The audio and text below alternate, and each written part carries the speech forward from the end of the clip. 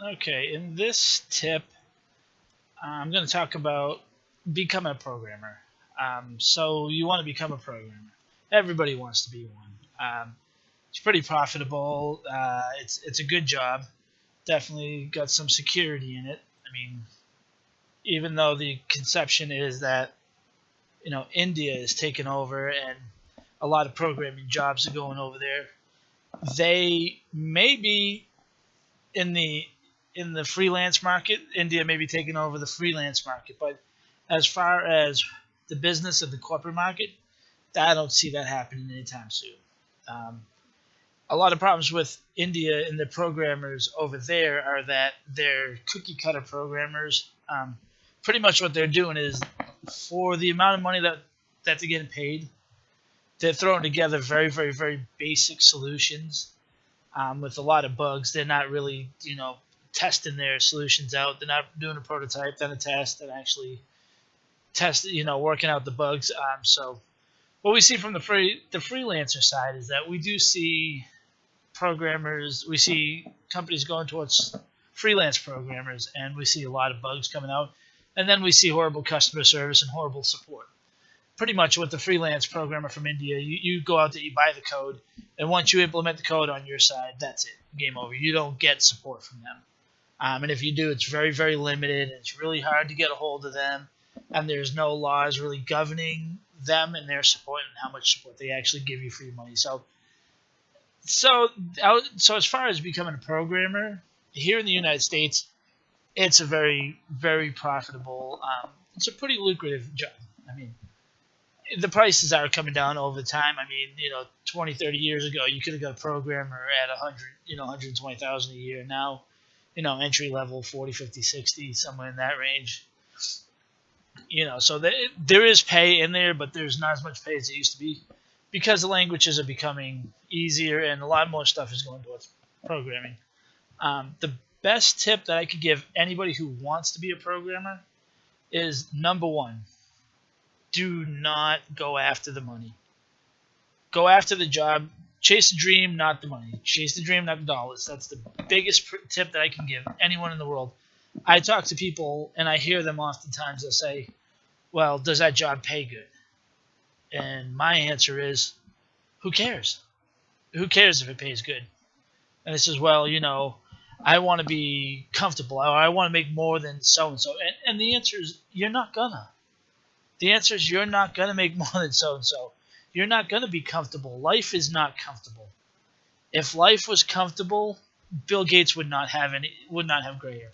He wouldn't have any stress. Trust me, that dude dyes his hair. There's no doubt about that. Even when you make enough money to, quote-unquote, be comfortable, there's a lot more other problems that you have that make you uncomfortable. You're just trading your current problems for other problems. So the answer is do not chase the money. And I learned this trick a very, very, very long time ago when I worked at Walmart. I worked at Walmart for 10 years selling stuff. And I always said to the management, it says, I want to make $100,000 a year, and I want to have all this stuff, and I won't take that job because it doesn't pay me enough.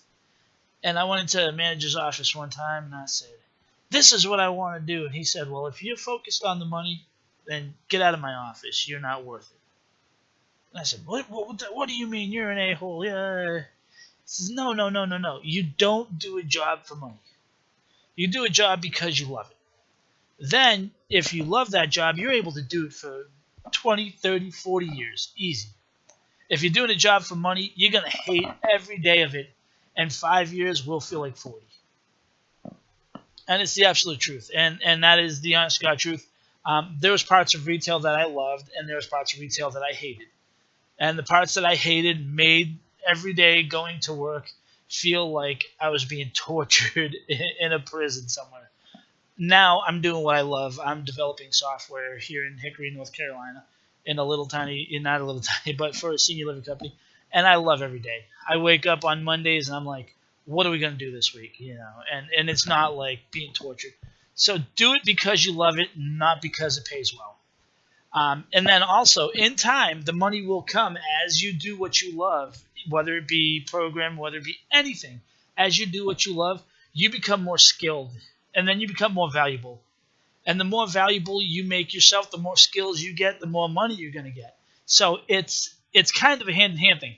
As a developer coming out of college, you cannot walk out and be like, um, I'm going to, give me $60,000. Hell, man, I want to be an astronaut, but I can't just go up to NASA and be like, hey, by the way, NASA, I'm an astronaut. And then them just hand me a helmet, a spaceship, and say, good luck, dude. That doesn't happen. I can't come out of college and go, I'm an astronaut. No. There's training, there's time, there's experience, there's growth. You have to do it all. So my second tip to becoming a programmer is write as much code as you possibly can. Make as many little stupid things as you can. Make as many mistakes as you can. Break as much crap as you can. Just do it. Destroy it. Break it. Code it. Write it. Build yourself up. Right now, you're at level 0. And coming out of school, you're at level 0. Yes, you have a degree. You got a piece of paper that says you're okay. To me, that piece of paper says, okay, I'm going to think about hiring you. Show me what you did. And if you show me I did a stupid mortgage calculator in college, I'm going to laugh hysterically and go, yeah, dude, that means shit to me. I'm sorry, but good job. Great, you can follow a textbook. I'm so happy for you. Show me other stuff that you've done. Show me stuff that tells me that you're a programmer, that you want to do this. And then you turn around and you show me this website that you made that backfeeds from a SQL database, which is updated from a program, searching computers, and I'd be like, now that's what I want to see. I want to see what you've done. I want to know that you know your stuff beyond what some books tell. Because anybody could pass college. Anyone can get a bachelor's in software engineering. I did it, and I didn't even try, and I got it. I mean, it was so easy. It means little. It just means that you're now going to start at level 3 instead of level 1. And level 3 doesn't pay anything more than level 2. It's just the way it goes. You're not going to make $1 billion coming out of college. It's impossible. Unless you come out of an Ivy League school and you get hired by like IBM. But at that point, you come out of an Ivy League school, you pretty much know your shit. Or daddy's got a big wallet that said you know your shit.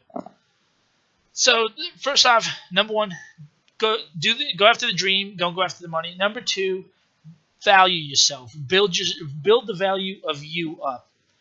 Code stuff. Write little programs. Write the Hello World programs, and then modify the Hello World programs into database readers, and then do automatic updaters. Create automation, automatic programs. Build yourself up. Build your resume up. And then number 3, meet people in the industry. That is the most important. I know programmers that are amazing, that are unbelievable programmers. They can code like hell, but they don't know anyone, so they don't go anywhere. It's really, you got to get yourself out there. You're your own salesperson. In the end, you sell yourself. You're your own salesperson. Yes, you are your own professional pimp. Sorry to put it that way, but you're your own salesperson. I went to a memorial service in Spartanburg, South Carolina, and I honest to God, tell you this right now, I went there without the intentions of a job. I went there just for the memorial service. Nothing. I ended up meeting the president of a company who was starting up a company, and then he called me up a year later to go work for him. I went to work for him, and then I got into developing software, and from there I built my value up. So when I went to the next company, I had told them what I had done before, and they took me on at a very good price. And I valued myself. I built my value up from the beginning. I started in 2011 after I got my bachelor's degree as a support programmer. And then I went on to support programmer with some PC development. Then I went into PC developer. I learned an extreme amount from that job, and one of the best managers the world has ever seen. I mean, great guy. The president is amazing. And I learned a lot from him, and then I moved on, and I developed stuff now for another company, and we're doing great, and learned a lot of stuff. We're growing. But I'm always working on building my resume up and valuing myself. So to this very day, I mean, we've got some mobile applications that we've done, and we've done some different different techniques in the mobile field that companies would want to buy that I find a lot of companies don't know about or they don't have, and it's just very common stuff to us. But I build myself up by valuing myself, and in any profession, any field, anything. The more you learn, the more you do, the more you build your resume, the better you are going to get paid, and the better you're going to do at your job, the more you're going to like your job. So always, the third thing is value yourself. I mean, is meet people. Value yourself, and then meet people, and then meet the right people. Go to the expos. Go to go to the websites. Just meet people. It's really hard to say. I get lucky because oftentimes I'll go to a local restaurant or something, and I'll sit down at the bar and have a drink or whatever. Next thing I know, I've met 3 or 4 people, and one of the guys is offering me a job to do something, and the reason why they're offering me the job is because, guess what? I valued myself. I built my resume up to a point where they want to interview me, or they want to give me a job. They want me to do something for them. But because I built my resume up, because I valued myself, and because I wasn't afraid of the money, so I took the jobs that I needed to do to build that resume. So that they all work hand in hand. So number one, don't go after, chase the dream, don't chase the money. It's cliche, but it's absolutely true. Number two, build up your value, your personal value. Build up your worth, how much you're worth to a company. And when you go to approach a company, we'll go off that one. So number three, meet the right people. And then number four, the fourth one, little one I just thought of, is do not do it for the money. Do it for the benefit of the company.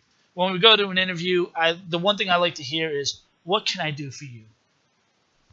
You ask me, if I'm interviewing you and you ask me, what can you do for me? I'm like, good answer, and good question. Then I turn around, I say to you, are you willing to learn? Are you willing to adapt to our ways, even if they're not the normal? And you say, oh yeah, sure, of course, because I'm here to benefit the company. You're hired. Sure, you got a job. All right. Now, when I do an interview and I hear somebody saying, yeah, well, you're offering this much, I really would like that much, I'm gonna go, yeah, that's our bare bone maximum is what you see on the paper here. Yeah, well, I would really like more money. And I would go, yeah, well, I'd really like another program. Have a nice day. Because I know you're not in it for the job. You're in it for the dollars. I want people, when they work for me, I want them to be in it for the job. Yes, the money will come later on. Don't worry about that. I'll get you up there somehow. Just do the job. So focus on the job. And focus on taking care of the company. So, I mean, I guess that's my rant for today. If there's any questions or comments, please drop them in the comments below. Like this one. Thank you. I appreciate all the likes. And if you disagree or you agree, let me know. I mean, it's a very controversial topic, but it's definitely been the way that I found to make success and be successful in whatever fields I do, is to first, don't go after the money. Second, value myself.